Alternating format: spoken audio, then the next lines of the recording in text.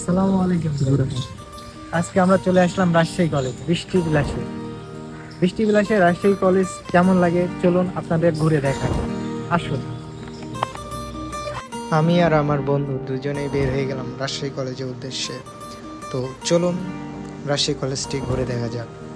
এটি হচ্ছে ছাত্রাবাস, রাজশাহী কলেজের ছাত্রাবাস, যেখানে আমরা ফার্স্টে গেছি, গিয়ে কিছু সিনেম্যাটিক ভিডিও নিলাম এবং আপনারা ফুল ভিডিওটি দেখতে থাকুন এবং কেমন হয়েছে কমেন্টে অবশ্যই জানাবেন। ধন্যবাদ।